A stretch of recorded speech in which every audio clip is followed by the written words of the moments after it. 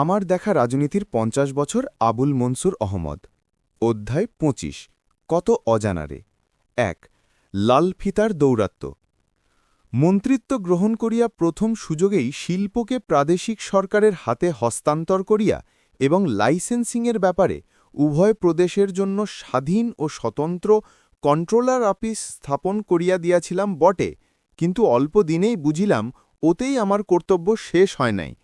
প্রাদেশিক সরকারদ্বয় তাতে পুরা অধিকার ও সুবিধা পান নাই। ধরুন আগে শিল্পের কথাটাই। শিল্প প্রাদেশিক বিষয় বটে, কিন্তু শিল্প প্রতিষ্ঠা করিতে এবং চালাইতে বিদেশি মুদ্রা লাগে। বিদেশি মুদ্রা কেন্দ্রের হাতে। কেন্দ্র বিদেশি মুদ্রা দিবার আগে নিজে স্বভাবতই দেখিয়া লইতে চায় তার সদ্ব্যবহার হইবে কিনা। প্ল্যানিংটা কেন্দ্রীয় সরকারের হাতে। কোনো শিল্প প্ল্যান মোতাবেক হইতেছে কিনা তাও দেখা কেন্দ্রীয় সরকারের এলাকা।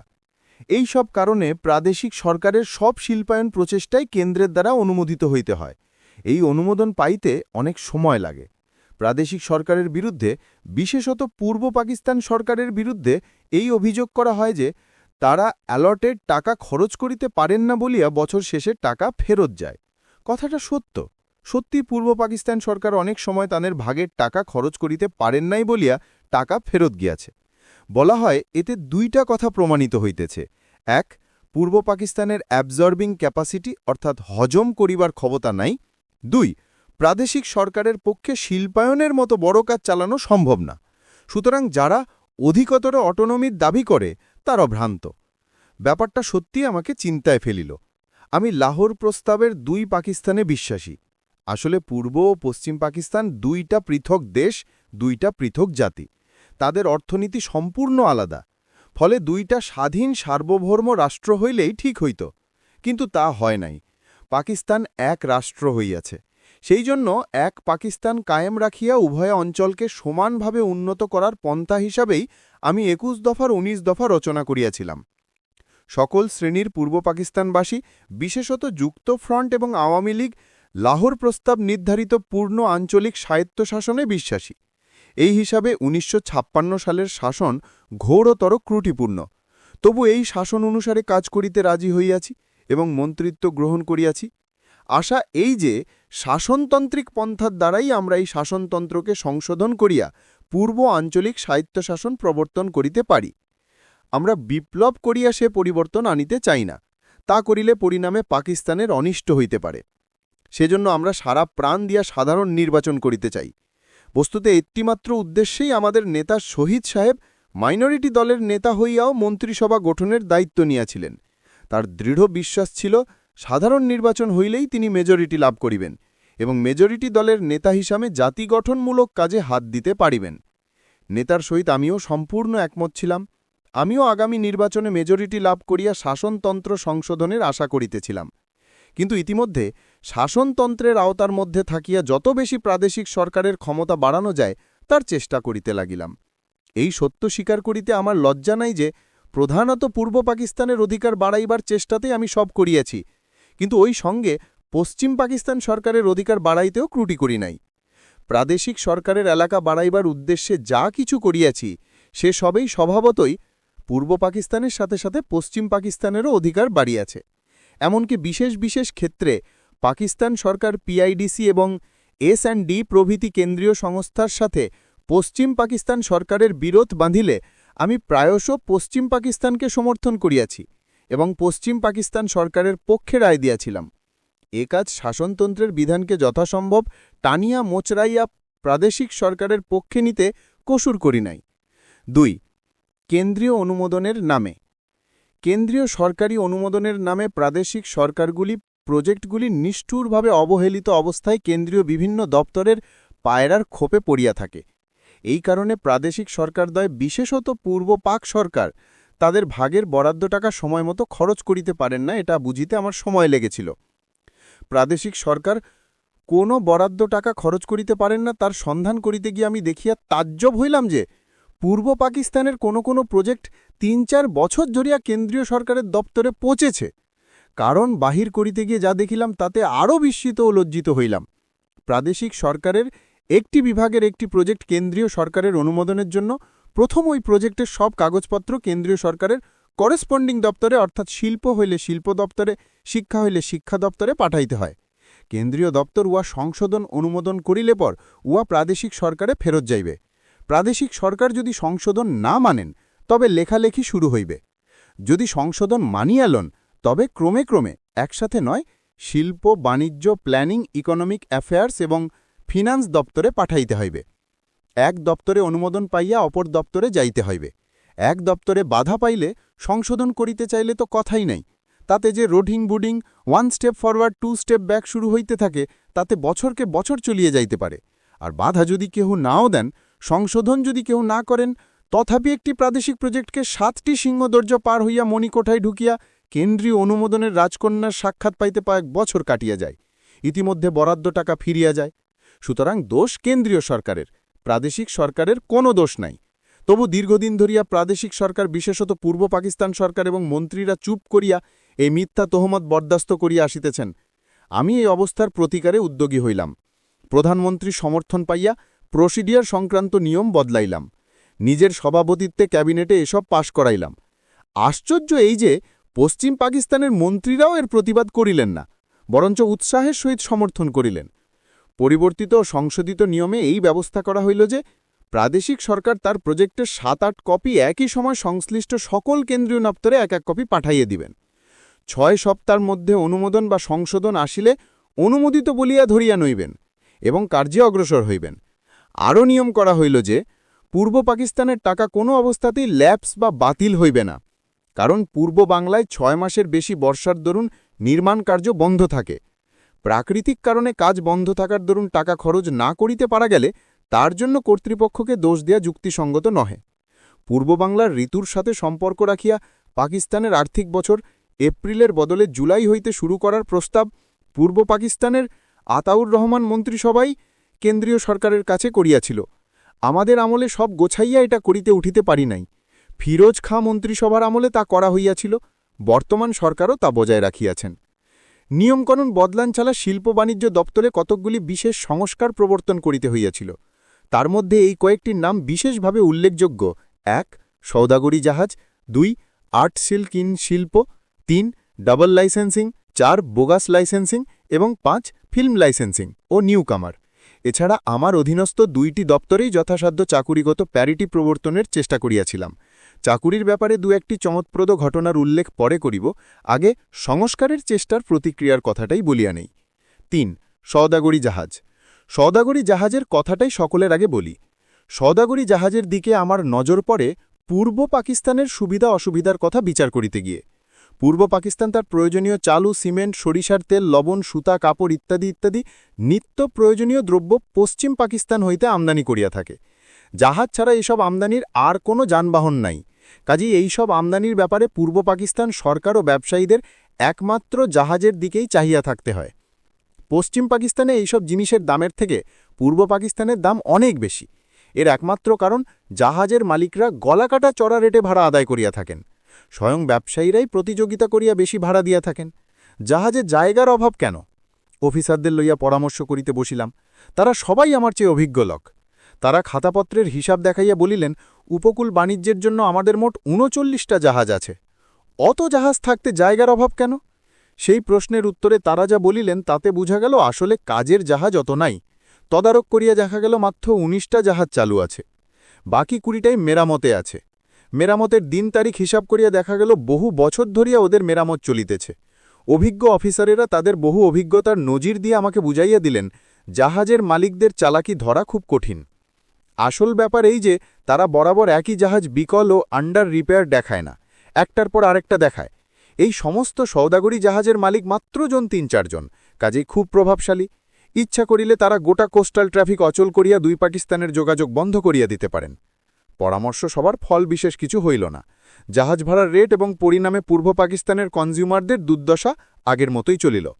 আমি নিরুপায় হইয়া দাঁতে হাত কামড়াইতে থাকিতাম। ইতিমধ্যে সওদাগরি জাহাজের মালিকদের যিনি প্রধান, তিনি অসুস্থতার অজুহাতে ইজি চেয়ারে শুইয়া লোকের কাঁধে চড়িয়া আমার সাথে দেখা করিলেন। তিনি খোলাখুলি আমাকে বলিলেন, টন প্রতি 51 টাকা ভাড়া বাঁধিয়া দেওয়া সরকারের ঘোর অন্যায় হইয়াছে। তথ্য ও বৃত্তান্তমূলক আমার সমস্ত যুক্তির জবাবে তিনি বলিলেন, তারা সরকারের বাঁধা দর মানিতেছে না, মানিবেও না। তিনি সগর্বে আমাকে জানাইয়া দিলেন তারা বর্তমানে ৯৫ টাকা ভাড়া আদায় করিতেছেন এবং সেজন্য রসিদ দিতেছেন। ইচ্ছা করিলে সরকার তার বিরুদ্ধে মামলা করিতে পারেন। সে ভয় কম্পিত নন তিনি। আমি ভদ্রলোকের দুঃসাহস দেখিয়া অবাক হইলাম। এত সাহস তিনি পাইলেন কোথায়? অফিসার যারা এই যোগাযোগের সময় হাজির ছিলেন তারা আমাকে বুঝাইলেন, খুঁটির জোরেই ছাগল কুঁদে। অল্পদিন পরেই জানিতে পারিলাম ওই ভদ্রলোক করাচির সবচেয়ে বড় ক্লাবে বসিয়া, আমাদের বড় বড় অফিসাররা ওই ক্লাবের মেম্বার, সগর্বে অফিসারদের বলিয়াছিলেন, বলিয়া দিবেন আপনাদের মন্ত্রীকে, প্রেসিডেন্ট আমার ডান পকেটে, প্রধানমন্ত্রী আমার বাম পকেটে, অমন মন্ত্রীকে আমি থোড়াই কেয়ার করি। যে অফিসাররা আমাকে এই রিপোর্ট দিলেন তারাই বলিয়া আমাকে তসলি দিলেন, লোকটা স্বভাবতই অমন গালগল্পী, ওর কথা যেন আমি সিরিয়াসলি না নিই। তাঁদের তসলির দরকার ছিল না, সিরিয়াসলি নিবার কোনো উপায়ও ছিল না। মিনিস্টাররা কি সত্যই এমন নিরুপায়? কথায় বলে, নিরুপায়ের উপায় আল্লাহ। আমার বেলায় তাই হইল। এই সময় আমি পরপর কতগুলি বেনামি পত্র পাইলাম। তার মধ্যে নামে যাধে জাহাজের মালিকদের শয়তানের বিস্তারিত বিবরণ থাকিত। উহাদের বিরুদ্ধে স্টেপ নেওয়ার অনুরোধ থাকিত। অতীতে কোনো মন্ত্রী বা অফিসার এসব শয়তানি রোধ করিতে পারেন নাই। আমিও পারিব কিনা সে সম্বন্ধে সন্দেহ প্রকাশ করিয়া আমাকে রাগাইবার চেষ্টা থাকিত। এইসব পত্রের মধ্যে দুইটির কথা আমার আজও মনে আছে। একটিতে ছিল, উক্ত বড় মানিকের ফলানা নামে একটি জাহাজ করাচি বন্দরে বহুদিন অকেজো পড়িয়া আছে, যদিও কাগজেপত্রে মাঝে মাঝেই উহাকে চালু দেখানো হইয়াছে। তদন্ত কমিশনের খবর পাইয়া এই জাহাজখানাকে মেরামতের নামে ফলানা তারিখে করাচি বন্দর ত্যাগ করিয়া বোম্বাই মুখে রওনা করানো হইবে, আর ফিরিয়া আসিবে না।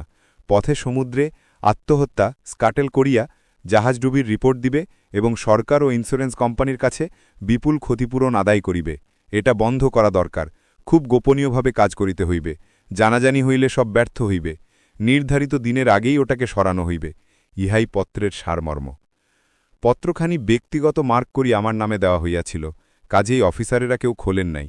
আমি নৌবাহিনীর প্রধান সেনাপতি অ্যাডমিরাল চৌধুরীকে চেয়ারম্যান করিয়া ইতিমধ্যে একটা তদন্ত কমিশন বসাইয়াছিলাম। কমিশনের রিপোর্টের আশায় অপেক্ষা করিতেছিলাম। যথাসাধ্য গোপনীয়তা রক্ষা করিয়া বাণিজ্য দপ্তরের সেক্রেটারি মিস্টার আজিজ আহমেদের সহিত গোপনে পরামর্শ করিলাম। সব ব্যাপারে আমরা একমত হইলাম। তিনি সেখানে বসেই একটি অর্ডারশিটে কন্ট্রোলার অফ শিপিংয়ের উপর একটি যাত্রী অর্ডার লিখিলেন। তাতে উক্ত জাহাজের নাম উল্লেখ করিয়া পুনরাদেশ না দেওয়া পর্যন্ত তাকে করাচি বন্দর ত্যাগ করিতে না দেওয়ার আদেশ দেওয়া হইল, এবং তাতে আমার অনুমোদন লইয়া সেক্রেটারি সাহেব আমার পার্সোনাল স্টাফ ডাকিয়া urgent, immediate, most immediate, strictly confidential, special Messenger ইত্যাদি অনেক রকমের বড় বড় স্ট্যাম্প মারিয়া গালামোহর করাইয়া স্পেশাল মেসেঞ্জার মারফত ডেলিভারি দিবার ব্যবস্থা করিলেন। আমি সেক্রেটারি সাহেবের ক্ষিপ্র নিপুণতার তারিফে প্রশংসমান দৃষ্টিতে তার দিকে চাহিয়া রহিলাম। তিনি ওই কাজ শেষ করিলে আমি এই পত্রখানা ওমনভাবে স্পেশাল মেসেঞ্জার মারফত অ্যাডমিরাল চৌধুরীর নিকট পাঠাইয়া দেবার অনুরোধ করিলাম। কথাটা তিনি খুব পছন্দ করিলেন, কিন্তু জানাইলেন অ্যাডমিরাল চৌধুরী সরকারি কাছে পাকিস্তানে বাহিরে গিয়াছেন। ২-১ দিনের মধ্যেই তিনি ফিরিয়া আসিবেন। তখনই ওটা তার কাছে ব্যক্তিগতভাবে পৌঁছাইতে হইবে।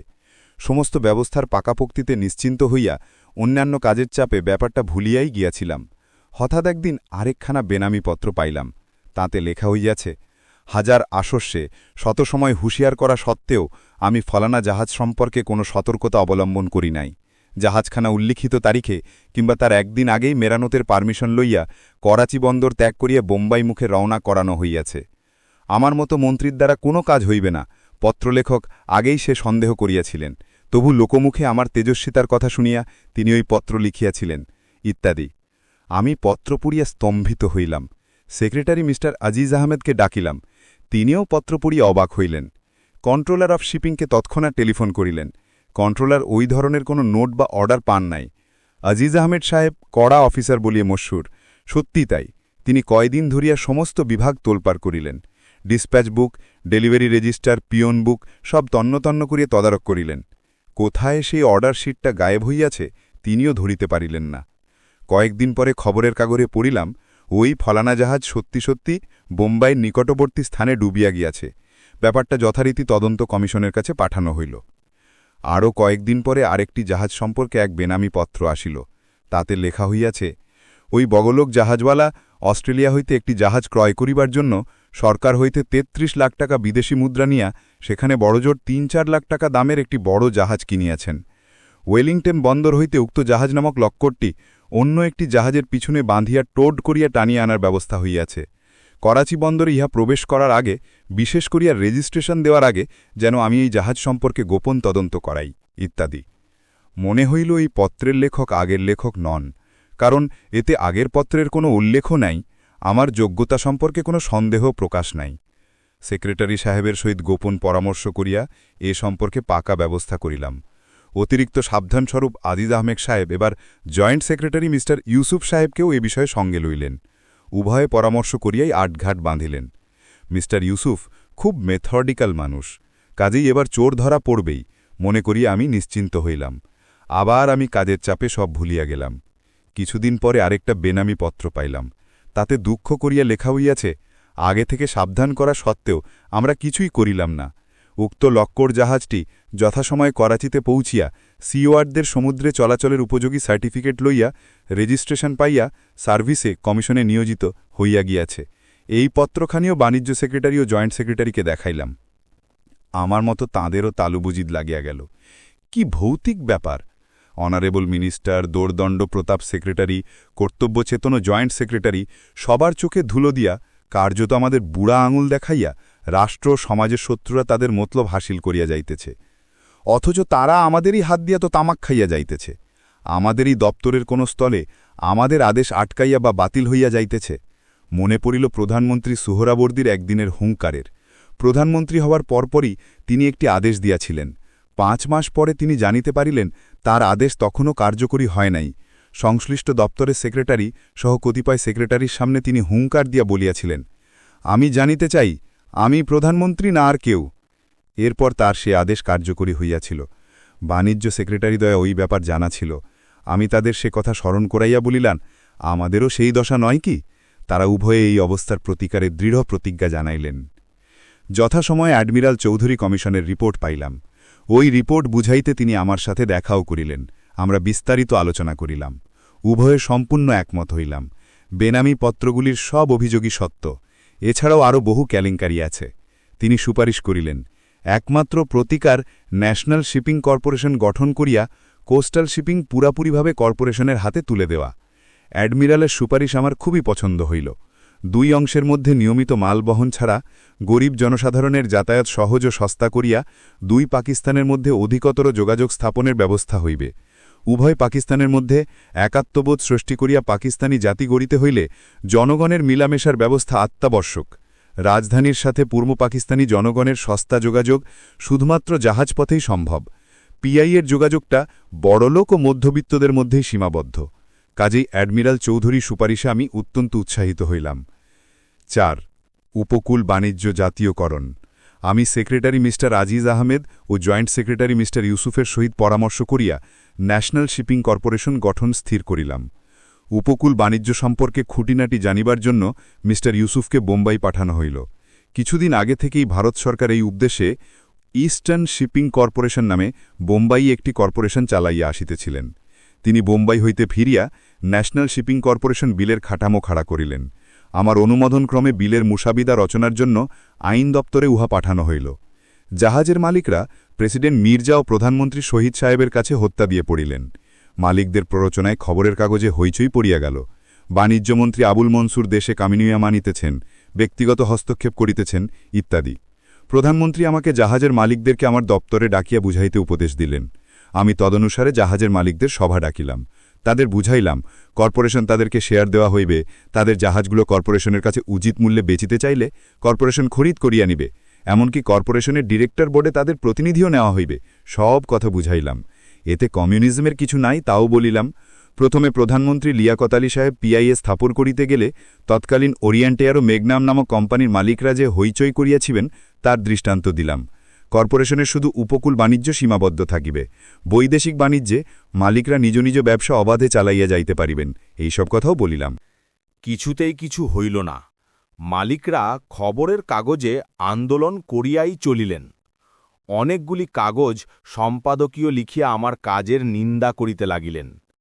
প্রস্তাবিত কর্পোরেশন টন প্রতি 50 টাকা ও জনপ্রতি তৃতীয় শ্রেণীর ভাড়া 20 টাকা বাঁধিয়া বিলে পাকিস্তানের উভয় অঞ্চলের মধ্যে জনগণের ইন্টিগ্রেশন যে কত ত্বরান্বিত হইবে, আমার এসব কথা অরণ্যে রদন হইল।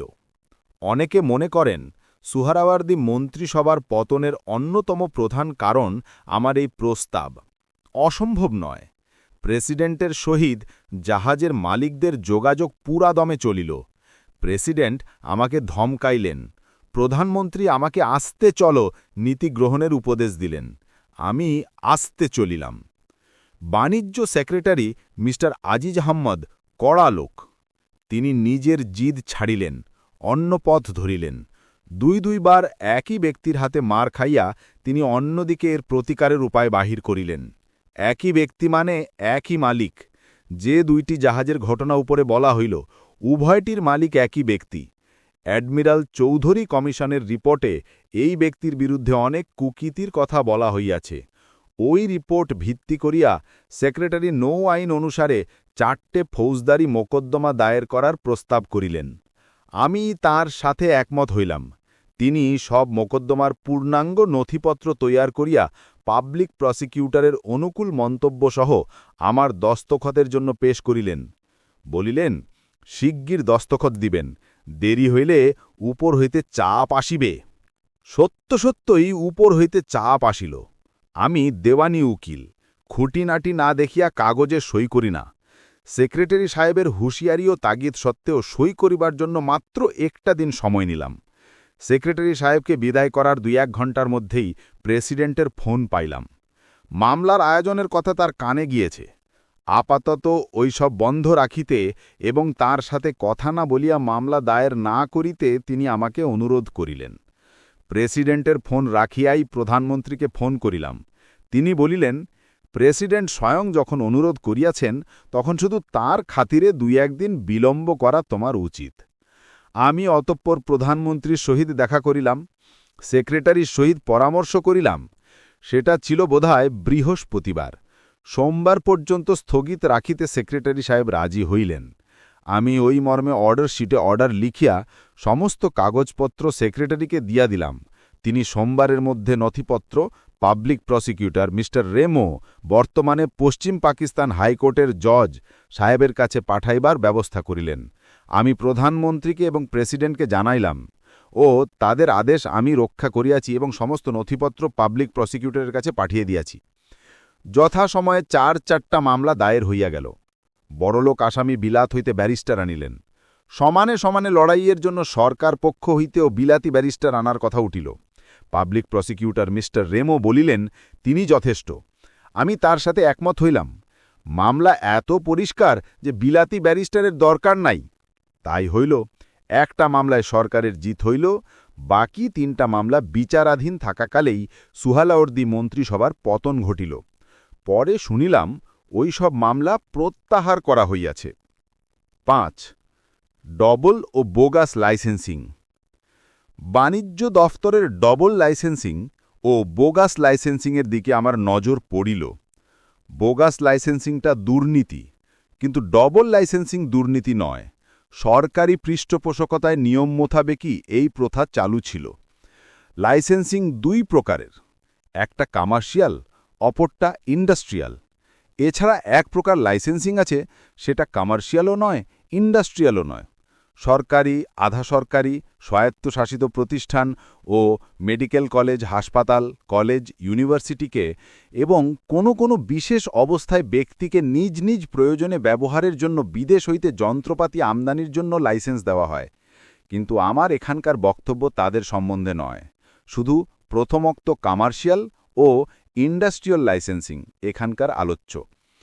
আমি মন্ত্রিত্ব গ্রহণের কয়েকদিন মধ্যেই কোনো অফিসার এবং পাবলিকের কেউ ডাবল লাইসেন্সিংয়ের দিকে আমার দৃষ্টি আকর্ষণ করেন এবং এটা যে পরিণামে জনসাধারণেরই ক্ষতিকর তা বুঝাইয়া দেন। একই ব্যক্তিকে উভয় প্রকার লাইসেন্স দেওয়ার নাম ডাবল লাইসেন্সিং।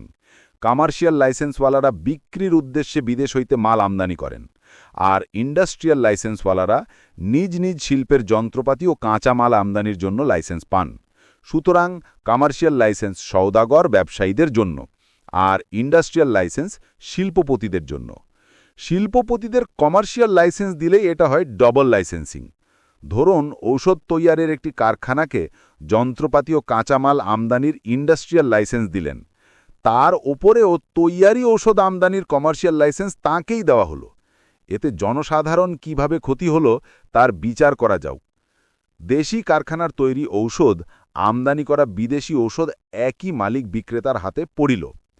তাতে তারা কৌশলে কৃত্রিম ঘাটতি ও অভাব সৃষ্টি করিয়া উভয় প্রকার ঔষধের দাম বাড়িয়া অতিরিক্ত মুনাফা লুটিতে পারে। কার্যত তাই করিতেছিল। এ ধরনের প্রথম অভিযোগ আসে কিছু ঔষধ তৈয়ারির কারখানার বিরুদ্ধে। এরা সকলেই নাম করা বিদেশি কোম্পানি। আইন বাঁচাইবার জন্য এরা পাকিস্তানি কোম্পানি রেজিস্ট্রারি করেছে, কিন্তু লোক দেখানো গোছে নামমাত্র ঔষধে এদেশে তৈয়ার করে। আসলে যার তার দেশের ঔষধপত্র মাস খেলে বাহু আমদানি করিয়া এ দেশে শুধু বটলিং আর লেবেলিং করে। বোতলও এদেশে কেনে না, লেবেলও এদেশে ছাপায় না, সব যার তার দেশ থেকে আনে। তবু এদের ঔষধের নাম মেড ইন পাকিস্তান। এরা যে লুটতরাজ করিতেছে তার প্রমাণ বাজারের দাম। জনসাধারণ যে অভিযোগ করিতেছে তার প্রমাণ অফিসেই অনেক নালিশ অভিযোগপত্র পড়ে আছে। অফিসারের সহিত পরামর্শ করিলাম। প্রায় সবাই এক বাক্যে ডাবল লাইসেন্সিংয়ের বিরুদ্ধে সুপারিশ করিলেন। আমি ডাবল লাইসেন্সিং উঠিয়ে দেওয়ার আদেশ দিলাম। ভাবিলাম, তবে এতদিন এই ব্যবস্থা চলিল কেমন করিয়া? আমার আদেশ জারি হওয়ায় ওই সব কোম্পানির স্থানীয় কর্তৃপক্ষ আমার সহিত সাক্ষাৎ করিয়া আমার আদেশের প্রতিবাদ জানালেন। স্থানীয় শিল্পপতি ব্যবসায়ীদেরও কেউ কেউ তাদের পক্ষে সুপারিশ করিতে আমার সঙ্গে সাক্ষাৎ করিলেন। এই অন্যায় ব্যবস্থা এতদিন কেন চলিতেছিল, এখন তার কারণ বুঝিলাম। কোম্পানিগুলি আসলে বিদেশি হলেও এসবের পাকিস্তানি সংস্থায় স্থানীয় শিল্পপতি ব্যবসায়ীদের কেউ কেউ অংশীদার। এদের সুপারিশে আমি টলিলাম না। এরা আমার উপর বোস্সা হইলেন। আরেক প্রকার লাইসেন্সিং চলিতেছিল, তাকে বলা যায় বোগাস লাইসেন্সিং। আদতে শিল্পের নামগন্ধ নাই, অথচ এইসব অস্তিত্বহীন শিল্পের জন্য যন্ত্রপাতি ও কাঁচামালের ইন্ডাস্ট্রিয়াল লাইসেন্স এবং তৈয়ারি মালের কমার্শিয়াল লাইসেন্স বছরের পর বছর ইস্যু হইয়া আসিতেছে। এরূপ অপেকগুলি বোগাস লাইসেন্সিংয়ের অভিযোগ আমার কানে আসে। আমি বিনা দ্বিধায় এক ধারসে এদের লাইসেন্স বাতিল করিয়া দিই। এইরূপ একটি ঘটনার কথা উল্লেখ না করিয়া পারিতেছি না। ইতিহাস বিখ্যাত এক মুসলিম বৈজ্ঞানিকের নাম অনুসারে এই কোম্পানির কত অজানারে গাল ভরা নাম। প্রতি শিপিং পিরিয়ডে অর্থাৎ 6 মাসে 11 লাখ করিয়া এই কোম্পানি ইন্ডাস্ট্রিয়াল ও কমার্শিয়াল লাইসেন্স বাবদ বছরে 22 লক্ষ টাকার লাইসেন্স পাইয়া আসিতেছিল। আমি পরপর কয়েকটি বেনামাপত্র পাইয়ে। গুরুতর অভিযোগ, কাজেই যাকে তাকে দিয়ে তদন্ত করানো চলবে না। স্বয়ং শিল্প সেক্রেটারি মিস্টার খুরশিদের উপর এই তদন্তের ভার দিলাম। বলিয়া দিলাম তার নিজের তদন্ত করিতে হইবে। যথা সময়ে তার রিপোর্ট পাইয়া স্তম্ভিত হইলাম। যতদূর মনে পড়ে তার রিপোর্টের সারমর্ম এই ছিল, করাচির বাইরে এক রাস্তার ধারে একটা ভাঙা দালানে ওই নামে একটি সাইনবোর্ড লটকানো। দালানের বারান্দায় কয়েকটি ভেড়া বাঁধা। পাশেই দড়ির খাটিয়া একটি বুড়া শুইয়া বোনাইতেছে। তাকে ডেকে তুলিয়া ঔষধের কারখানার কথা জিজ্ঞাসা করিলে বুড়ো ভড়কাইয়া গেল। সন্তোষজনক জবাব দিতে না পারায় ভিতর বাহির তালাশ করিয়া একটা এক্সারসাইজ বুক পাওয়া গেল। তাতে করাচি শহরের 3 জায়গার ঠিকানা দেওয়া 3 জন লোকের নাম পাওয়া গেল। তাদের মধ্যে 2 জনকে পাওয়া গেল। অবশেষে তারা স্বীকার করিল যে তারা কথিত কোম্পানি হইতে মাসে 100 টাকা বেতন পায়। ঔষধ বিক্রেতারা এজেন্ট, এই কথা বলাই তাদের কাজ। ঔষধ বিক্রেতারা কোনোদিন করে না। সেক্রেটারির সুপারিশ মতে আমি তৎক্ষণাৎ ওই লাইসেন্স বাতিল করিয়া দিলাম। সংশ্লিষ্ট ব্যক্তির বিরুদ্ধে ফৌজদারি লাগাইবার ব্যবস্থা করিতে সেক্রেটারিকে নির্দেশ করিলাম। সেই দিন বা পরদিন রাত্রে প্রেসিডেন্টের বাড়িতে একটা ডিনারে স্বয়ং প্রেসিডেন্ট ও প্রাইম মিনিস্টার এক ভদ্রলোক ও ভদ্রমহিলার সাথে আমার পরিচয় করাইয়া দিলেন। উভয়েই প্রায় এই ধরনের কথা বলিলেন। এরা আমার বিশেষ বন্ধু লোক, এদের কোনো উপকার করিলে আমি ব্যক্তিগতভাবে উপকৃত হইব। আমি ওদের সঙ্গে আলাপ করিয়া জানিলাম ওই কোম্পানি এদেরই। সরলভাবে তারা স্বীকার করিলেন ওটা অপরাধ হইয়াছে। কৈফিয়ত দিলেন করি করি করিয়া ও প্রবল ইচ্ছা সত্ত্বেও কারখানাটা আজও করিয়া উঠিতে পারেন নাই। তার জন্য তারা দুঃখিত। অতএব তাদের বিরুদ্ধে কোনো ব্যবস্থা গ্রহণে বিরত থাকিতে হইবে। তাদের লাইসেন্সটা অন্তত অংশত মঞ্জুর করিতে হইবে। তারা বাদশাহী বংশের লোক, বর্তমানে অভাবে আছেন। আমাদের দেশের টগরিব লোক বন্ধু আর কি। ওই করিয়াই তারা 2টা পয়সার মুখ দেখেন। নিজেদের অপরাধকে লঘু করিবার উদ্দেশ্যে যুক্তি দিলেন, নিজেরা কারখানা করিতে না পারিলেও তাদের লাইসেন্স তারা কালা বাজারে বিক্রয় করে না। জেনুইন ওষুধের কারখানাওয়ালার কাছে সামান্য মাত্র লাভে বিক্রয় করেন। কাজেই আমার বিবেচনা করা উচিত যে সরকারের বিদেশি মুদ্রার ওই লাইসেন্স অপব্যয়িত হয় না, বরঞ্চ সৎ কাজেই লাগে। আমি ভদ্রলোক ও ভদ্রমহিলার দুঃসাহসিক বুকের পাটা দেখিয়া স্তম্ভিত হইলাম। বলা বাহুল্য, তাদের প্রতি আমি বিন্দুমাত্র দরদ দেখাইতে পারিলাম না, কিন্তু ফৌজদারিও লাগাইতে পারিলাম না। 6. Art silk industry. বোগাস লাইসেন্সের কথা বলিতে গিয়া মনে পড়িতেছে একটি এজমালি বোগাস লাইসেন্সের লুটপাটের কথা। এটি আর্ট সিল্কের ব্যাপার। আর্টিফিশিয়াল সিল্ক, নকল রেশম শিল্প পশ্চিম পাকিস্তানের একটি বিলাসদ্রব্য শিল্প। আমি শিল্প বাণিজ্য মন্ত্রী হওয়ার সাথে সাথেই এই শিল্পপতিদের মোলাকাত, দাওয়াত ও অভিনন্দনের হিড়িক দেখিয়া আমার মনে সন্দেহ হয়। আমি অফিসারদের মতামত লইতে শুরু করি। এদের মধ্যে মিস্টার ইসমাইল নামে জনৈক ডেপুটি সেক্রেটারিকে আমার খুব পছন্দ হয়। অফিসারটি সৎ ও ধার্মিক বলিয়া মনে হয়। তিনি এ ব্যাপারে আমাকে অনেক জ্ঞান ও পরামর্শ দান করেন। এই সময় পাকিস্তান সরকার বছরে প্রায় 3.5 কোটি টাকার বিদেশি মুদ্রা আর্ট সিল্ক শিল্পে ব্যয় করিতেন। বোঝা গেল প্রচুর অপব্যয়, অবিশ্বাস্য দুর্নীতি ওই ব্যাপারে চলিতেছে। কাগপত্রে দেখা গেল পশ্চিম পাকিস্তানে প্রায় 5100 ও পূর্ব পাকিস্তানে মাত্র 96টা তাঁত চালু আছে। আমার প্রাদেশিক সংকীর্ণ মন প্রথম চোটেই ওই বিপুল অসাম্যে আহত হইল বটে, কিন্তু দ্বিতীয় চিন্তায় অন্য কথা মনে আসিল। কাগজে পত্রে ওই তাঁত চাটগাঁয়ে প্রতিষ্ঠিত বলিয়া দেখা যায়, কিন্তু তথায় কিংবা পূর্ব পাকিস্তানের কোনো শহরে নকল সিল্কের তাঁত দেখিয়াছি বলিয়া মনে পড়িল না। আমি আগামী সফরে চাটগাঁয়ে গিয়া ওই শিল্প পরিদর্শন করিব, একথা অফিসে রটনা করিয়া দিলাম। তাতে ফল হইল। সংশ্লিষ্ট বিভাগ তাদের আগের রিপোর্ট সংশোধন করিয়া বলিলেন, পূর্ব পাকিস্তানের তাঁত সংখ্যা 96 নয়, 46। আমার যা বুঝিবার বুঝিলাম। সত্যই চাটগাঁয়ে 46 কেন, 6টি তাঁতও পাইলাম না। আমি মিস্টার ইসমাইলকে গোপনে তদন্ত করিবার ভার এবং লিখিতভাবে প্রয়োজনীয় ক্ষমতা দান করিলাম। গোটা ব্যাপারটা প্রধানমন্ত্রীর গোচর করা দরকার মনে করিলাম। আশ্চর্য ও খুশি হইলাম, তিনি নিজেও কিছুদিন হইতে এই বিষয়ে চিন্তাভাবনা করিতেছিলেন এবং আমাকে কিছু একটা করিতে বলিবেন মনে করিতেছিলেন। আমি মিস্টার ইসমাইলকে গোপন তদন্তের ভার দিয়া শুনিয়া তিনি খুশি হইলেন। বুঝিলাম মিস্টার ইসমাইলের প্রতি তারও বিশ্বাস আছে। তবে তিনি বলিলেন, এ ধরনের ব্যাপারে একজনের তদন্তে ত্রুটি থাকিতে পারে, কাজেই আরেকজনকে দিয়ে তদন্ত করান দরকার। তবে দুজনের একজনও জানিবেন না যে আরেকজনও তদন্ত করিতেছেন। গোপন তদন্ত 16 আনাই গোপন রাখিতে হইবে। মনে মনে প্রধানমন্ত্রীর বুদ্ধির তারিফ করিলাম। তারই প্রস্তাব মতো কর্নেল নাসির নামে মিলিটারি ইন্টেলিজেন্সের একজন অফিসারের উপর গোপন তদন্তের ভার দিলাম। মিস্টার ইসমাইলের কথা তাকে ঘুণাক্ষরেও জানিতে দিলাম না। বলিলাম, ব্যাপারটা সম্পূর্ণ গোপন রাখিবেন। কর্নেল মিলিটারি মানুষ হাসিয়া জবাব দিলেন, সে কথা আর বলিতে হইবে না স্যার। যথা সময়ের মাত্র 2-4 দিনের আগে পরে উভয় রিপোর্টই পাইলাম। আশ্চর্য, উভয় রিপোর্টেরই তথ্য বিবরণ প্রায় এক, সত্যতা ও নির্ভুলতার অকাট্য প্রমাণ। উভয় রিপোর্টের সারমর্ম এই: 1. পশ্চিম পাকিস্তানে তাঁতের সংখ্যা 5100 না, মাত্র 3200। 2. পূর্ব পাকিস্তানে 5টি তাঁত আছে বটে, তবে চালু না, ইনস্টলই করা হয়নি। 3. পশ্চিম পাকিস্তানের 3200-র অধিকাংশ, প্রায় 2000 তাঁতের যে হিসাব সরকারে দাখিল হইতেছে এবং আমদানি লাইসেন্স পাইতেছে, সবই বোগাস। যে তাঁতগুলি চালু আছে তাদেরও ক্যাপাসিটি অনেক বেশি করিয়া দেখানো হয়। অত সুতা খাইবার ক্ষমতা তাদের নাই। 4. যে 3200 তাঁতের অস্তিত্ব আছে তারও মধ্যে প্রায় অর্ধেক 1500 দেশি কারিগরের তৈয়ারি। এ কথার তাৎপর্য এই যে সমস্ত চালু তাঁতের বাবতেই মালিকরা বিদেশি মুদ্রা নিয়েছেন বিদেশি তাঁতের মূল্য বাবদ, অথচ এই তাঁতগুলি বিদেশ থেকে আমদানি করা হয় নাই। এই সব তাঁত মেরামত করিবার নাম করিয়া স্পেয়ার পার্টস বাবদ যে বিদেশি মুদ্রা নেওয়া হয়, তাও পার্টস আমদানিতে ব্যয় না করিয়া অন্য অসৎ উপায়ে ব্যয় করা হয়। 5. বছরে যে 3.5 কোটি টাকার সুতা আমদানির লাইসেন্স দেওয়া হয়, উপরোক্ত কারণে তার অর্ধেক সুতাও আমদানি হয় না। বাকি টাকা দিয়া উচ্চ চাহিদার মাল এনে 400-500 টাকা মুনাফায় বিক্রি করা হয়। রিপোর্ট 2টি বিস্তারিত তথ্য বিবরণ পূর্ণ বিশাল আকারের দলিল হইয়াছিল। নষ্ট না করা হইয়া থাকিলে আজও নিশ্চয়ই শিল্প দফতরে বিদ্যমান আছে।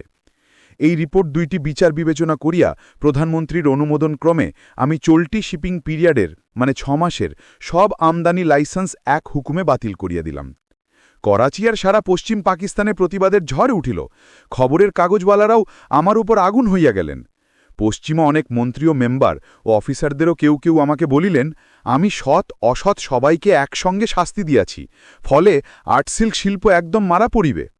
জবাবে আমি বলিলাম, যদি শিল্পপতিরা লাইসেন্সের পরিমাণ মতো সুতা আমদানি করিয়া থাকেন, তাহলে এক শিপিং পিরিয়ডের আমদানিতে 1 বছরের বেশি চলিবার কথা।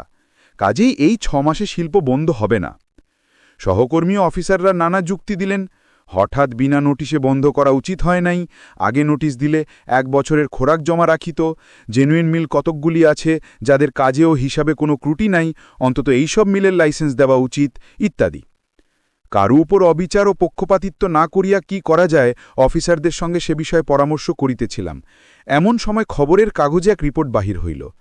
63 লক্ষ টাকা আদান প্রদানের ফলে শিল্প দফতরের আর্ট সিল্ক বিষয়ক নিষেধাজ্ঞা শীঘ্রই প্রত্যাহারিত হইবে।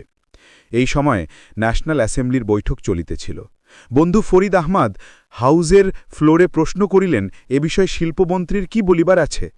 আমি উত্তরে বলিলাম, কতিপয় পশ্চিম পাকিস্তানি সহকর্মীর অনুরোধে ও উচ্চপদস্থ বিভাগীয় অফিসারদের পরামর্শে আমি উক্ত নিষেধাজ্ঞার আংশিক সংশোধনের চিন্তা করিতেছিলাম, কিন্তু এ গুজব প্রকাশের পর এ বিষয়ে আর কোনো উপায় থাকিল না। পার্লামেন্ট শান্ত হইল, কিন্তু শিল্পপতিরা অশান্ত হইয়া উঠিলেন। আমার সঙ্গে মোলাকাত চাহিলেন, আমি দেখা দিলাম না। আর্ট সিল্ক অ্যাসোসিয়েশনের পক্ষ থেকে বর্ডার ঘেরা এক বিশাল আকারের বিজ্ঞপ্তিতে তারা মাফ চাইলেন, এবং পরপর কয়েকদিন ধরিয়া ওই বিজ্ঞপ্তি বড় বড় দৈনিকে ছাপা হইল। তাতে যা বলা হইল তার সারমর্ম এই, ওই গুজবের মূলে তাদের কোনো হাত নাই। শিল্পপতিদের অনিষ্ট করার উদ্দেশ্যে শত্রুপক্ষ হইতে ওই গুজব রটানো হইয়াছে। গুজবটি সম্পূর্ণ মিথ্যা। আর্টসিল্ক শিল্প মালিকদের পক্ষ থেকে এ ব্যাপারে কোনো আদান প্রদান করা বা তার কথা হয় নাই। শিল্প মালিকরা এই গুজবের জন্য শিল্পমন্ত্রীর খেদমতে ক্ষমা চাইতেছেন। এই গুজবে প্রভাবিত না হইয়া শিল্পপতিদের প্রতি সুবিচার করিবার জন্য মন্ত্রী মহাদয়কে অনুরোধ করা হইতেছে, ইত্যাদি। ওদের কথা সত্যি হইতে পারে, কিন্তু আমার কোনো উপায় ছিল না। প্রাপ্ত 2টি রিপোর্টের ভিত্তিতে আমাকে কাজ করিতে হইবে। যে কিছু সংশোধন আমি করিতে রাজি হইয়াছিলাম, তাও আমি এখন পারি না। কাজেই প্রধানমন্ত্রীর সম্মতি লইয়া আমি ব্যাপারটা ক্যাবিনেটে পাঠাইলাম এবং প্রয়োজনীয় সংশোধন করিলাম, কিন্তু ইতিমধ্যে আমার শত্রুর সংখ্যা ও শক্তি উভয়টাই বাড়িয়া গেল। বিরোধের কারণ 1958 সালের গোড়ার দিকেই এই বিরোধ পাবলিকের আলোচনার বিষয়বস্তু হইয়া পড়ে। জুন মাসের প্রাদেশিক পরিষদ বৈঠকে আমরা সরকারপক্ষ ভোটে হরিয়া যাই। কেএপির সাথে প্রায় সমাপ্ত ব্যবস্থাটা শেষ মুহূর্তে ভাঙিয়া দেওয়ার এটাই ছিল প্রথম শাস্তি। ন্যাপের ভোটের উপর আমাদের গভর্নমেন্ট নির্ভরশীল ছিল। তারা ছিল পিছুটান। অ্যান্টি গ্লিংক্লোডোর অপারেশনে প্রধানমন্ত্রী আতাউর রহমান রাজি হওয়ায় হিন্দু সমর্থকদের অনেকেই বিরুদ্ধে গেলেন। আমাদের সঙ্গীন অবস্থা সুস্পষ্ট হইয়া উঠিল। লিডার আমাকে গোপনে তদন্ত করিয়া রিপোর্ট দিতে বলেন। কার দোষ, কি কারণে এই বিরোধ সৃষ্টি হইয়াছে?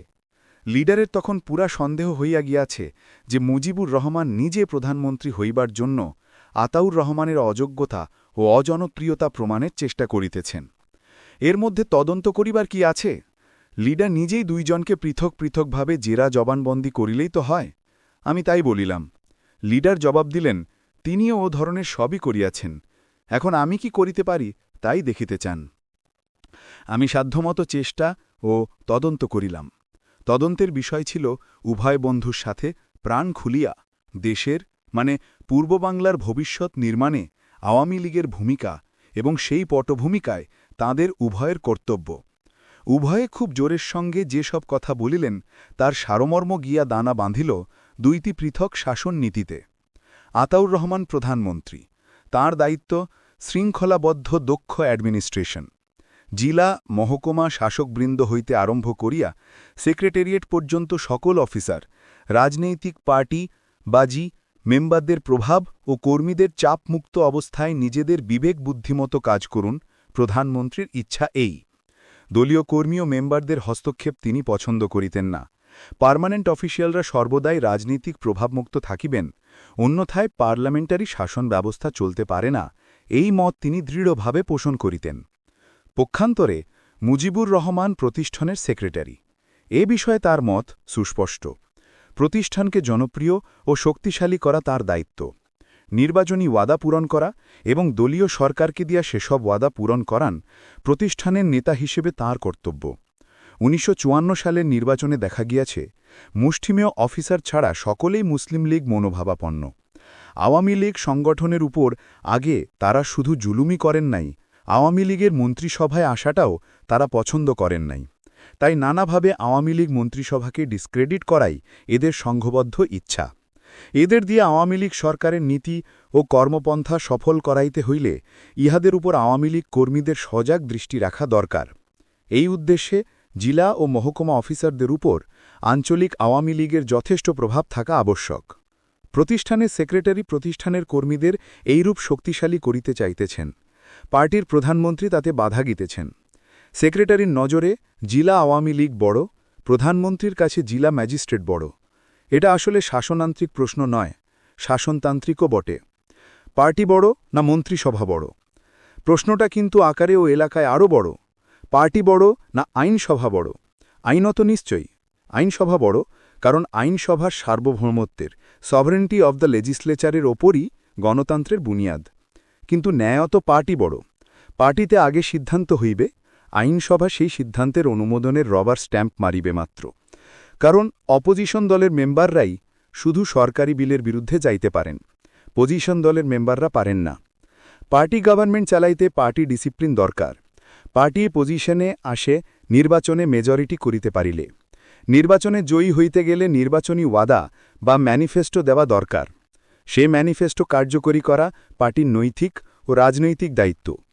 কাজেই সে দায়িত্ব পালনের উপায় নির্ধারণ ও আইন রচনার কাজটা পার্টিতে স্থির হওয়া দরকার। পার্টির মেম্বাররা কাজেই আইন পরিষদে দাঁড়াইয়া পার্টি সিদ্ধান্তের বিরুদ্ধে যাইতে পারেন না। এইভাবেই পার্টি গভর্নমেন্ট কার্যত আইন পরিষদের সভার সভারেন্টিকে পার্টি প্রতিষ্ঠানের সভারেন্টিতে পরিণত করেন। এটা গণতন্ত্র ও পার্টি গভর্নমেন্টের চিরন্তন অন্তর্বিরোধ, ইটারনাল কন্ট্রাডিকশন। ইহার সামঞ্জস্য বিধানের চেষ্টা রাষ্ট্রবিজ্ঞানীরা বহুদিন ধরিয়া করিয়া আসিতেছেন, কিন্তু তাদের আশায় আমরা বসিয়া থাকিতে পারি না। আমাদের প্রধানমন্ত্রী ও পার্টি সেক্রেটারির বিরোধ এমন আসন্ন হইয়াছে যে এটা এখনই মিটানো দরকার। আমি লিডারকে তদনুসারে আমার মত জানাইলাম। আমার অভিমত অনুসারে দোষ কার প্রশ্নের মীমাংসার কোনো সূত্র পাওয়া গেল না। আমার মতে উভয়ের দোষ 50-50। আমার একটা সুনাম বা বদনাম ছাত্রজীবন হইতেই ছিল। আমি নাকি কোনো বিতণ্ডায় এক পক্ষ নিতে পারিতাম না, বলিতাম এটাও সত্য ওটাও সত্য। সেজন্য কলিকাতায় বন্ধুমহলে, বিশেষত জার্নালিস্ট মহলে আমার অপর এক নাম ছিল মিস্টার এটাও সত্য ওটাও সত্য। মুসলিম লীগের ৩০-এর দশকের সাম্প্রদায়িক নীতির জন্য আমি ঘোর মুসলিম লীগ বিরোধী ছিলাম। ১৯৪০ সালে লাহোর প্রস্তাব আমাকে অতিশয় ভাবাইয়া দেয়। এই সময় থেকে প্রায় ৩ বৎসরকাল আমার রাজনৈতিক চিন্তায় ভাবান্তর ঘটে। এই সময় আমি যা যা বলিতাম তারই নাম দিতেন বন্ধুরা কংগ্রেসও ঠিক, মুসলিম লীগও ঠিক, জাতীয়তাও ঠিক, সাম্প্রদায়িকতাও ঠিক, পাকিস্তানও ঠিক, অখণ্ড ভারতও ঠিক। অবশ্য আমার মত অতটা ভিতঘুটে ছিল না, তবু সুবিচারী র্যাশনালিস্ট হিসেবে আমার সুনাম রক্ষার জন্য ওই বদনাম বহনের মতো স্যাক্রিফাইসটুকু করিতাম। ফলে বুদ্ধিমান গোড়ারা আমাকে র্যাশনালিস্ট না বলিয়া অ্যাম্বিভ্যালেন্ট মতহীন লোক বলিতেন। গোড়ামির বদনামের চেয়ে এই বদনামটাকে আমি অধিক সম্মানজনক মনে করিতাম। লিডার কিন্তু আমার নিরপেক্ষতায় খুশি হইলেন না। হেসে বলিলেন, বিবদমান দুই পক্ষেরই দুশ্মন হওয়ার এমন সোজা রাস্তা আর নাই। কিন্তু আমি এদেরে লইয়া করি কি?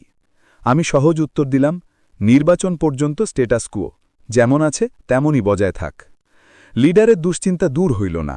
তিনি তখন সেন্ট্রাল সার্কিট হাউসে থাকিতেন। একদিন খুব সকালে টেলিফোনে ডাকিলেন। গিয়ে দেখিলাম আওয়ামী লীগের নেতৃস্থানীয় আরও অনেকে এসেছেন। কিন্তু সবার সাথে লিডার একসাথে দেখা করিবেন না, পৃথক পৃথকভাবে দেখা করিবেন। আমাকেই বোধহয় প্রথম ডাকিলেন। একদম ম্যাটার অফ দ্য ফ্যাক্ট বিষয়ই আলাপ। প্রধানমন্ত্রী ও সেক্রেটারির বিরোধের ফলে পার্টি ও প্রতিষ্ঠানের দ্বিবিভক্তি, বিভিন্ন জেলায় তার প্রতিক্রিয়া। লিডারও এই সময় জেলায় জেলায় সফর করিতেছিলেন। তার ফলে মন্ত্রিসভার সংকটজনক অবস্থা। আসন্ন সাধারণ নির্বাচনে ১৯৫৯ সালের ১৫ই ফেব্রুয়ারি নির্বাচনের দিন ঠিক হইয়া গিয়াছে। আমাদের আভ্যন্তরীণ বিভেদের কুফল ইত্যাদি সংক্ষেপে অথচ দুঃখতার সঙ্গে আমাকে বুঝাইয়া দিলেন। সবই ঠিক, সুতরাং মতভেদের ফাঁক নাই। লিডারের সঙ্গে একমত হইলাম। তিনি শুইয়া ছিলেন। এইবার উঠিয়া বসিলেন, বলিলেন, আমি চিন্তা করিয়া ঠিক করিয়াছি, তোমাকেই প্রধানমন্ত্রিত্বের দায়িত্ব নিতে হইবে। আতাউর রহমান দ্বারা আর চলিতেছে না। আমি তাজ্জব হইলাম। তলে তলে অবস্থা এতটা খারাপ? এই পরামর্শ লিডারকে কে দিয়াছে? আমি মনে মনে খুবই গরম হইলাম, কিন্তু বাহিরে শান্ত থাকিয়া লিডারের সঙ্গে তর্ক জুড়ালাম। ৮ ঘণ্টা ৪০ মিনিটের মতো তর্ক করিয়া লিডারকে বুঝাইবার চেষ্টা করিলাম। ১. নির্বাচনের মাত্র ৫ মাস আগে প্রধানমন্ত্রী বদলাইয়া লোকসানের চেয়ে লাভের পরিমাণ বেশি হইবে। ২. নির্বাচনের প্রাক্কালে প্রধানমন্ত্রীত্বের দায়িত্ব নিতে ব্যক্তিগতভাবে আমার ঘোরতর আপত্তি আছে। ৩. আতাউর রহমানের উপর বেশিরভাগ দলীয় সদস্যের আস্থা নষ্ট হইয়াছে, কথাটা মোটেই সত্য নয়।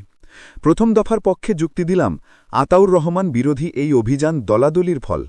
এই উপদলীয় কণ্ডলে লিডারের স্যারেন্ডার করা উচিত নয়। তার বদলে নির্বাচনের পরে যা কি খুশি প্রধানমন্ত্রী করিও, এই কথা বলিয়া সব থামাইয়া দেওয়া লিডারের উচিত। যদি তিনি তা না করেন, তবে উপদলীয় কণ্ডল আরও বাড়িবে। আতাউর রহমানের সমর্থকরা এই অপমান শুইয়া গ্রহণ করিবেন না। নতুন আকারে উপদলীয় কলহ দেখা দিবে। দ্বিতীয় দফার পক্ষে আমার যুক্তি ছিল নিতান্ত ব্যক্তিগত।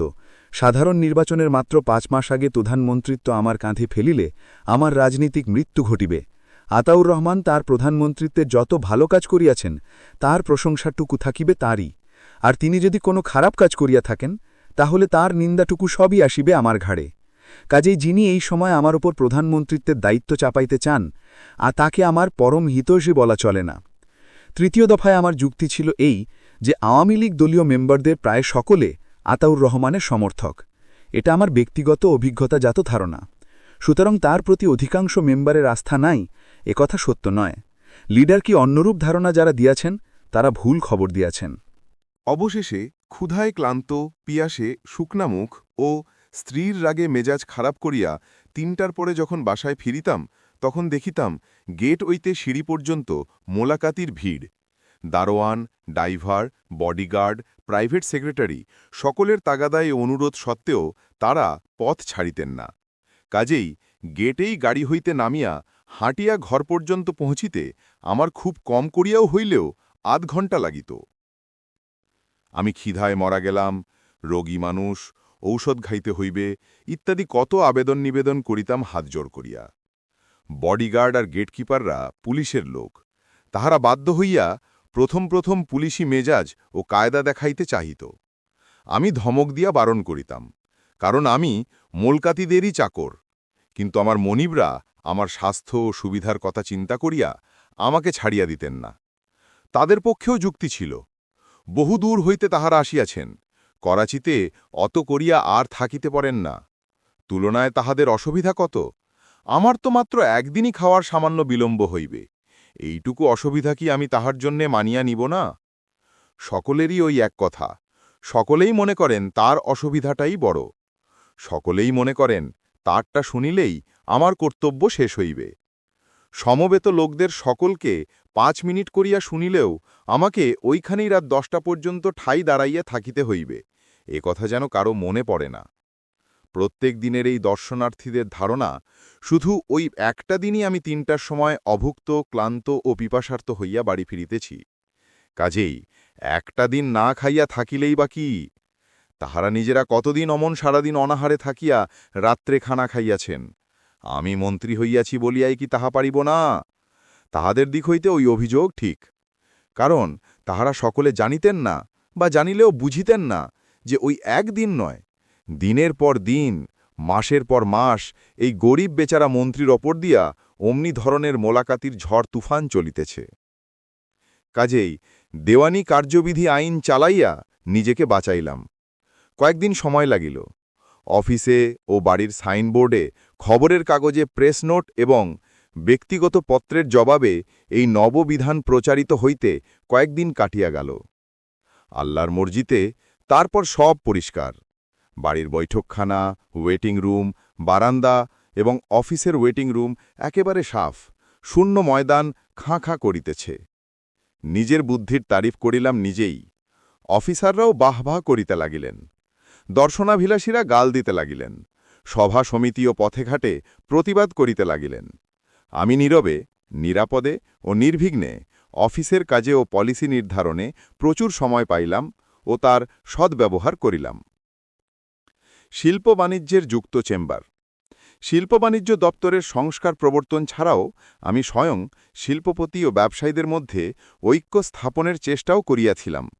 এই উদ্দেশ্যে আমি চেম্বার অফ কমার্স ও চেম্বার অফ ইন্ডাস্ট্রিজকে একত্রে করিয়া chamber of commerce and industries করিবার পরামর্শ দেই। উভয় চেম্বারের নেতাদের সভা ডাকিয়া বক্তৃতা করি। মন্ত্রী হিসেবে যেখানেই এনারা আমাকে অভ্যর্থনা অভিনন্দন দিয়েছেন, সেখানেই আমি এই উপদেশ বর্ষণ করিয়াছি। শিল্পপতি ও ব্যবসায়ীদের মধ্যে স্বাভাবিক প্রতিযোগিতা হইতে রেষারেষি, এমনকি অনেক ক্ষেত্রে শত্রুতার ভাব বিদ্যমান ছিল। কাজেই তারা আমার উপদেশ মানেন নাই, বরঞ্চ তাদের স্বার্থবিরোধী কথা বলিতেছি মনে করিয়া অনেকেই আমার প্রতি অসন্তুষ্ট হইয়াছেন। আমার কার্যকলাপে শিল্পপতি ও সওদাগরদের অনেকেই আমাকে তাদের দুশ্মন মনে করিতেন। কাজেই আমার দ্বারা তাদের স্বার্থের অনুকূলে কোনো সদুপদেশ সম্ভব, এটা তাহারা বিশ্বাস করিতেন না। আমি কিন্তু সত্যিই তাদের ঐক্যে বিশ্বাস করিতাম। আমি মনে করিতাম তাহাদের ঐক্যে সরকার ও তারা নিজেরা উভয় পক্ষই লাভবান হইবেন। দেখিয়া শুনিয়া আমার এই অভিজ্ঞতা হইয়াছিল যে, আমাদের জাতীয় অর্থনীতিতে যতদিন সমাজবাদের প্রতিষ্ঠা হইতেছে না, ততদিন সংঘবদ্ধ শিল্পপতি ও ব্যবসায়ীদের যুক্ত উপদেশ পাওয়া সরকারের সুষ্ঠু নীতির জন্য অপরিহার্য। ব্যক্তিগতভাবে কোনো শিল্পপতির বা ব্যবসায়ীর কিছু না করার একমাত্র রক্ষাকবচ এদের চেম্বার। ওদের যা বলার চেম্বার হইতে বলা হোক, এই কথা বলিতে পারিলেই আপনি ব্যক্তি সন্তুষ্টির চাপ হইতে রক্ষা পান। ঠিক তেমনি পৃথকভাবে শিল্পপতি ও ব্যবসায়ীদের সন্তুষ্টির চাপ হইতে রক্ষা পাওয়ার একমাত্র প্রতিষেধক তাদের যুক্ত প্রতিষ্ঠান। আমি অল্পদিনের অভিজ্ঞতা হইতেই বুঝিতে পারিয়াছিলাম যে, বাণিজ্য নীতি নির্ধারণ ও ঘোষণার সময় শিল্পপতি ও ব্যবসায়ীরা শুধু যার তার সম্প্রদায়ের স্বার্থ বিবেচনা করিয়া তদবির ও চাপ সৃষ্টির চেষ্টা করেন। তাদের অনুরোধ বা সুপারিশ শুধু পরস্পরের বিরোধীই হয় না, সরকার ও দেশের স্বার্থবিরোধীও হইয়া থাকে। সেজন্য আমি তাদের মধ্যে বক্তৃতা করিয়া সরলভাবে আমার মনের কথা যেমন বলিলাম, তেমনি তাহাদের শক্তি বৃদ্ধির নিশ্চিত সম্ভাবনাও দেখাইলাম। আমি বলিলাম, শিল্প ও বাণিজ্য নীতি নির্ধারণে সরকার কোনো ভুল না করেন, সেজন্যে শিল্পপতি ও ব্যবসায়ী উভয় সম্প্রদায়ের সুচিন্তিত ও সংঘবদ্ধ উপদেশ পাওয়া দরকার। সরকার ভুল করলে দেশবাসীর সাথে শিল্পপতি ও ব্যবসায়ীদেরও ক্ষতিগ্রস্ত হইতে হয়। সেজন্য সরকারকে উপদেশ দেওয়ার অধিকার ও দায়িত্ব তাহাদের, আর সংঘবদ্ধভাবে উপদেশ দিলে সরকার সেই উপদেশ মানিতে বাধ্য হইবেন। আগেই বলিয়াছি, শিল্পপতি ও ব্যবসায়ীরা আমার অমন ভালো উপদেশটাও সন্দেহের চক্ষে দেখিতেন। কাজেই তাহারা আমার কথা রাখেন নাই। সুখের বিষয়, মার্শাল লয়ের আমলে সরকার একরূপ জোর করিয়াই যুক্ত chamber of commerce and industries করাইয়াছেন। এতদিনে নিশ্চয় তাহারা বুঝিতেছেন, এতে তাদের ভালোই হইয়াছে। চাকুরিতে পূর্ব পাকিস্তানি। মন্ত্রী হিসাবে আমার অপর উল্লেখযোগ্য প্রচেষ্টা চাকুরিতে পূর্ব পাকিস্তানির দাবি যথাসম্ভব পূরণের চেষ্টা করা। চাকুরি বাকুরিতে প্যারিটির পক্ষে আমি যত বক্তৃতা করিয়াছি তেমন আর কেউ করেন নাই, কিন্তু কিছুদিন মধ্যে আমি বুঝিয়াছিলাম যে, স্বাভাবিক অবস্থায় প্যারিটি দাবি করা অবাস্তব, আশা করা পাগলামি। কথা আমাকে সমঝিয়াছিলেন পশ্চিম পাকিস্তানের উচ্চ পদাধিকারী একজন রাষ্ট্রনেতা। তিনি আমাকে অত্যন্ত সরলভাবে বলিয়াছিলেন, মনে রাখিও, মুসলমানেরা ভারতে সরকারি চাকুরিতে অংশ দাবি করায় হিন্দুরা তাদের ভারত মাতাকে দ্বিখণ্ডিত করিতে রাজি হইয়াছে, তবুও চাকুরিতে অংশ বসাইতে দেয় নাই। অতপর প্যারিটি লাভের আশা মনে মনে ত্যাগ করিলেও মুখে মুখে প্যারিটির কথা পুনঃ উচ্চারণ করিতাম। তাই আমার অধীনস্থ 2টা দফতরে কোনো ভ্যাকেন্সি হইলেই পূর্ব পাকিস্তানি নিবার প্রস্তাব দিতাম। আমার অভিপ্রায় ব্যাহত করিবার জন্যে অফিসাররা কত যে প্রথারীতি আইনকানুন রুল ও রেগুলেশন দেখাইতেন, তাতে আমার মতো অনভিজ্ঞ ও অল্প বুদ্ধির লোক ভ্যাবাচেকা খাটতে বাধ্য হইত। রাগ ছাড়া কোনো উপায় থাকিত না। আমার রাগকে বিষহীন ধোড়া সাপের ফনা মনে করিয়া অফিসাররা বোধহয় আস্থিনের নিচে হাসিতেন। অনেক ঘটনার মধ্যে একটির কথা বলিতেছি। আমার কথা মতো একজনকে তারা চাকুরি দিলেন একবার। আমার সন্দেহ হইল, কাগজপত্র তলব করিয়া দেখিলাম। একজন লোক মাত্র 2 বছর আগে মাদ্রাজ হইতে পাকিস্তানে আসিয়াছেন। তার কোনো আত্মীয় কোয়েটায় চাকুরি করেন, সেখানেই তিনি 2 বছর যাবৎ আছেন। পূর্ব পাকিস্তানির কোটায় এই চাকুরিটি খালি হওয়ায় পর যুবকটি পূর্ব পাকিস্তানি হিসেবে দরখাস্ত করিয়াছেন। দপ্তর হইতে তার নাম পাবলিক সার্ভিস কমিশনের বিবেচনার জন্য পাঠানো হইয়াছে। কমিশন যথারীতি কর্তব্য করার পর তার নিয়োগ সুপারিশ করিয়াছেন। তিনি চাকুরিতে বহাল হইয়াছেন। কোয়েটাবাসী মাদ্রাজি যুবক পূর্ব পাকিস্তানি হইলেন কিরূপে? অতি সহজে। ঢাকা জেলা কর্তৃপক্ষ সার্টিফিকেট দিয়াছেন যে উক্ত যুবক 1 বছরের অধিককাল পূর্ব পাকিস্তানের ডমিসাইল। আমার তালু জিহ্বা লাগিয়া গেল। আমি এ বিষয় নিয়া ভোলপাড় শুরু করিলাম। কমিশন ঠিকই জানাইলেন, সরকারি ডমিসাইল সার্টিফিকেট পাইবার পর ও বিষয়ে আর তাদের করণীয় কিছু ছিল না। আমাকে শান্ত করিবার জন্যে বিভিন্ন দিক হইতে ও অফিস ফাইলে এমনও নোট আসিল যে একজন পাকিস্তানির চাকুরি যেভাবেই হোক যখন হইয়া গেছে, তখন এটা নিয়ে এখন হইচই করা ঠিক হইবে না। আমাদের স্মরণ রাখিতে হইবে তো যে ভারত হইতে আগত মহাজেদদেরও আমাদের চাকুরি বাকুরিতে একটা দাবি আছে। সব নোটো শেষে আমি লিখিতে বাধ্য হইলাম, কিন্তু এ কথাও স্মরণ রাখিতে হইবে যে পাকিস্তানের মাত্র 2টি উইং, ভারতে এর কোনো তৃতীয় উইং নাহি। আরেকটি ঘটনা আরও মর্যাদার। বিভিন্ন দপ্তরের অফিসারদের বিদেশে ট্রেনিং দেওয়ার জন্য একজন অফিসার পাঠাইতে হইবে। আমার কাছে অভিযোগ আসিল, সিলেকশনে একজন পূর্ব পাকিস্তানিও নামা হয় নাই। আমি তখন অস্থায়ী প্রধানমন্ত্রী, কাজেই সংশ্লিষ্ট দপ্তরের সেক্রেটারিকে ডাকিয়া পাঠাইলাম। তিনি একা আসিলেন না, সঙ্গে আনিলেন জয়েন্ট সেক্রেটারিকে। আমি তাহাদের কাছে আমার উদ্দেশ্য বলিলাম। তাহারা পূর্ব পাকিস্তানে একাধজন পাঠান নিতান্ত উচিত ছিল স্বীকার করিয়াও পরিতাপের সাথে বলিলেন, বড় দেরি হইয়া গিয়াছে স্যার, নামগুলি বিদেশে পাঠান হইয়া গিয়াছে। তাহারা সেজন্য বড়ই দুঃখিত। আইন দিতে তাহারের ক্ষতিপূরণ করিয়া দিবেন। আমি তাহাদের আশ্বাসে আশ্বস্ত হইলাম না। বলিলাম, ওটা ফেরান যায় না? তাহারা বলিলেন, অসম্ভব, কারণ ওটা এতদিনে গন্তব্যস্থানে যদি পৌঁছিয়া নাও থাকে তবে পথিমধ্যে আছে, পাকিস্তানের বাহিরে চড়িয়া গিয়াছে নিশ্চয়। ততক্ষণে আমার জিদ বাড়িয়া গিয়াছে, কিন্তু ভেতরের গরম গোপন করিয়া শান্তভাবে বলিলাম, এক্ষুনি এই মর্মে উক্ত সরকারের কাছে ক্যাবুল করিয়া দেন যে ওই নামগুলি বাতিল করা হইল, নূতন নামের তালিকা অনতিবিলম্বেই পাঠানো হইতেছে। একটু দম ধরিয়া বলিলাম, আর এক্ষুনি টেলিফোনে সংশ্লিষ্ট দূতাবাসকে বলিয়া দেন যে ওই মর্মে আমরা তাহাদের সরকারকে ক্যাবুল করিয়াছি, তাহারাও তাহাদের সূত্রে তাহাদের সরকারকে পাকিস্তান সরকারের মতো জানাইয়া দেন। দুজন অফিসারই পুরান অভিজ্ঞ আইসিএস, দৌড়দণ্ড প্রতাপ বলিয়া সারা সেক্রেটারিয়েটে সুনাম আছে। অতিশয় দক্ষ অফিসার তাহারা, কিন্তু আমার এই সব কথার পিঠে কোনো কথাও বলিলেন না। আমার হুকুম তামিলের কোনো লক্ষণও দেখাইলেন না। আমি আমার টেবিলের একাধিক টেলিফোনগুলি দেখাইয়া বলিলাম, কই বিলম্ব করিতেছেন কেন, টেলিফোন করুন। দুইজনই পরস্পরের মুখ চাওয়াচাওয়ি করিতে থাকিলেন, একটুও নড়িলেন না। আমি তাগিদের সুরে বলিলাম, একজন সংশ্লিষ্ট এমবেসিলে টেলিফোন করুন, আরেকজন টেলিগ্রামের মুসাবিদা করুন এখানেই, ওই যে সামনেই প্যাড আছে, কাজকলম হাতে নিন। অত বড় ঝানু দৌড়দণ্ড প্রতাপ দুইটি সিএসপি নয়, অফিসার অমনোযোগী অপরাধী ছাত্রের মতো বসিয়া রহিলেন, আর আমি পাঠশালার কড়া গুরুর মতো আদেশ দিতে লাগিলাম। আমার ভাষায় তিরস্কারে রুবা নাই, কিন্তু অনমনীয়তার দৃঢ়তা আছে। তাহাদের নীরবতা ও নিষ্ক্রিয়তায় রাগ করিলাম না, মৃদু হাসিলাম। বলিলাম, আপনারা দড়ি করিতেছেন কেন? কিছু ভাবিতেছেন কি? কিছু বলিতে চান? ছোটটির দিকে এক নজর চোখ বুলাইয়া বড়টি বলিলেন, বেয়াদবি মাফ করিবেন স্যার, একটা কথা আর্জ করিতে চাই। আমি যেন কত জ্ঞানী অভিজ্ঞ মুরব্বী, যেন ভীতিগ্রস্ত নাবালকদের মনে সাহস ভরসা দিতেছি, এমনিভাবে হাসি মুখে বলিলাম, বলুন বলুন। তাহারা উভয়ে পালা করিয়া এওরে সমর্থন করিয়া যা বলিলেন তার মর্ম এই যে বিদেশি সরকারকে টেলিগ্রাম ও এমবেসিতে টেলিফোন করিবার আগে তাহারা নিশ্চিত হইতে চান ওই সব কাগজপত্র সত্যই চলিয়া গিয়াছে কিনা।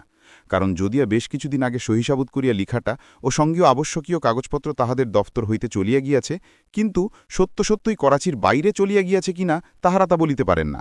কত যে ফর্মালিটির দেউড়ি পার হইয়া চিঠিপত্র বাইরে যায় তা আমি আন্দাজ করিতে পারি না। আমি মুচকি হাসিলাম। সে হাসির অর্থ তাহারা বুঝিলেন, তাহাদের চালাকি ধরা পড়িয়াছে। কিন্তু কি সাংঘাতিক ঝানু ব্যুরোক্র্যাট! একটু স্মরনিন্দা হইলেন না, হইলেও বাহিরে সে ভাব দেখাইলেন না। আমি বলিলাম, যাক, এখন আপনাদের তালিকা বদলাইয়া 9 জনের 5 জন পূর্ব পাকিস্তানি ও 4 জন পশ্চিম পাকিস্তানির একটা নূতন তালিকা করুন। এতদিন পূর্ব পাকিস্তানিরা বাদ গিয়াছে বলিয়া তাদের একটু ওয়েটেজ দেওয়া দরকার, কি বলেন? উভয় সমস্বরে বলিলেন, তা বটেই সর, তা বটেই। কথায় জোর দিবার জন্য খুব জোরে মাথা ঝোঁকাইলেন এবং বলিলেন, পূর্ব পাকিস্তানি কারে কারে দিব, নাম বলিয়া দিলে ভালো হয় সর। টেবিলের ওপর হইতে চট করিয়া এক শিট কাগজ নিয়া একজন কলম উঠাইয়া আমার মুখের দিকে চাহিয়া রহিলেন। আমি আমার একটা মুচকি হাসিয়া বলিলাম, আমি নূতন মন্ত্রী হইয়াছি, অফিসারদের সঙ্গে এখনও যথেষ্ট পরিচয় হয় নাই। অফিসারদের কার কি গুণ, কে পূরবী আর কে পশ্চিমা, আমি বিশেষ খবর রাখি না। আর অফিসার বাছাই করিতে আপনারা বা মন্ত্রীর মতামত জিজ্ঞাসা করেন কেন? আপনারা অভিজ্ঞ সিনিয়র অফিসার, অধীনস্থ অফিসারদেরও ভালোরূপ জানেন। কার কি ট্রেনিং দরকার তাও আপনারাই ভালো বোঝেন। কাজেই তালিকাটা আপনারাই করিবেন, শুধু দেখিবেন পূর্ব পশ্চিমের আমার নির্দেশিত রেশিও যেন ঠিক থাকে। সেক্রেটারির দ্বয় পরস্পরের মুখ চাওয়াচাওয়ি করিতে লাগিলেন, স্পষ্ট নৈরাশ্য এবং বিস্ময়ের ভাব। একটা অফিসার তালিকা বদলাইবার জন্য মন্ত্রী সাহেব এমন আকাশ পাতাল তোলপাড় করিলেন, অথচ তার নিজের একটা লোকও নাই। এটা কি রূপে সম্ভব? কিন্তু এদেরে দোষ দিয়া লাভ নাই, এতেই এরা অভ্যস্ত। আমার বেলায়ও গোড়া হইতেই এই সন্দেহই তারা করিয়াছিলেন। আমি গম্ভীরভাবে বলিলাম, আর কিছু বলিবার আছে? উভয়ে সমস্বরে বলিলেন, না স্যার। আমি চেয়ার ছাড়িয়া উঠিয়া বিশাল টেবিল পাথালি হাত বাড়াইয়া দিলাম। তার অর্থ, এইবার আপনারা বিদায় হন। উভয়ে ঝটপট করিয়া উঠিয়া মাথা অতিরিক্ত নৌয়াইয়া মুসাফেহা করিয়া বিদায় হইলেন। অফিস হইতে ফিরিয়া দুপুরের খানা খাইতে বাজিত আমার ৩টে। খাওয়ার পর বিছানায় লম্বা গড়িয়া দিয়া হুক্কা টানিতে টানিতে ঘুমাইয়া পড়িতাম। উঠিলাম একেবারে ৫টায়। বিকেলে অফিস করিতাম বাসাতেই। সেদিন ৫টায় উঠিয়া চা খাবার সময় প্রাইভেট সেক্রেটারি খবর দিলেন, সেই সেক্রেটারির দ্বয় ১.৫ ঘণ্টার বেশি নিচের ওয়েটিং রুমে অপেক্ষা করিতেছেন। তাড়াতাড়ি তাহাদের ওপরে ডাকিয়া আনিলাম। একেবারে বিনয় নম্রতার অবতার। ফাইলপত্র সব নিয়েই আসিয়াছেন। কত হাঙ্গামা করিয়া গোটা সেক্রেটারিয়েট টচ্চনচ করিয়া ডিসপ্যাচ দফতর পর্যন্ত ধাওয়া করিয়া কথিত ফাইলটি উদ্ধার করিয়াছেন। একজন বলেন, অপরজন সমর্থন করেন। আমি চোখ কপালে তুলিয়া মুচকি হাসিলাম। অমানসিক পরিশ্রমের জন্য ধন্যবাদ দিলাম। তারা বুঝিলেন ওদের একটা কথাও আমি বিশ্বাস করিলাম না। কিন্তু তারা বিন্দুমাত্র লজ্জা পাইলেন না। বলিলেন, স্যার, আপনার আদেশ মতোই তালিকা করিয়াছি, শুধু আপনার অনুমোদন সাপেক্ষে একটা রদবদল করিয়াছি। উভয় প্রদেশে ৪ জন করিয়া দিয়া করাচিকে ১ দিয়েছি। তবে যদি স্যারের আপত্তি থাকে তবে ওটা কাটিয়া আর একজন পূর্ব পাকিস্তানি দিতে পারি, সে নামও আমাদের কাছে আছে। এখন স্যারের যা হুকুম। বলিয়া ফাইলটা আমাকে দেখাইবার জন্য একজন উঠে আমার দিকে আগ বাড়াইলেন। আমি হাতের ইশারায় তাকে বিরত করিয়া বলিলাম, যে যে মিনিস্ট্রির অফিসার তালিকাভুক্ত করিয়াছেন তাদের সুপারিশ মতোই করিয়াছেন তো? উভয় বলিলেন, নিশ্চয়ই স্যার, নিশ্চয়ই। আমি এবার সরল হাসি মুখেই বলিলাম, এবারের জন্য আপনাদের সুপারিশ মানিয়া নিলাম, কিন্তু ভবিষ্যতে পূর্ব পাকিস্তানের ভাগে ভালো ওয়েটেজ দিবেন তো? এটা তারা আশা করেন নাই। তাদের চোখ মুখে স্বস্তির ভাব ফুটিয়া উঠিল। বলিলেন, তার বলিতে স্যার, বাস্তবে কি পূর্ব পাকিস্তানিরা এতকাল বঞ্চিত হইয়া আসিতেছে? সত্যি বলিতে কি স্যার, পূর্ব পাকিস্তানিদের জন্য এমন করিয়া আর কোনো মন্ত্রী? শেষ করিতে দিলাম না, উঠিয়া মুসাফেহার জন্য হাত বাড়াইলাম। মুসাফেহা করিয়া সিঁড়ির মুখ পর্যন্ত তাদেরে আগাইয়া দিলাম। পরদিন সেক্রেটারিয়েটে ছড়িয়া পড়িল, এমন কড়া বদমেজাজি মন্ত্রী আর আসে নাই। বাঙালি অফিসাররা খুশি হইলেন, পশ্চিমারা গম্ভীর হইলেন। কলিগরা পুজ করিলেন, কি ঘটিয়াছিল বলুন তো?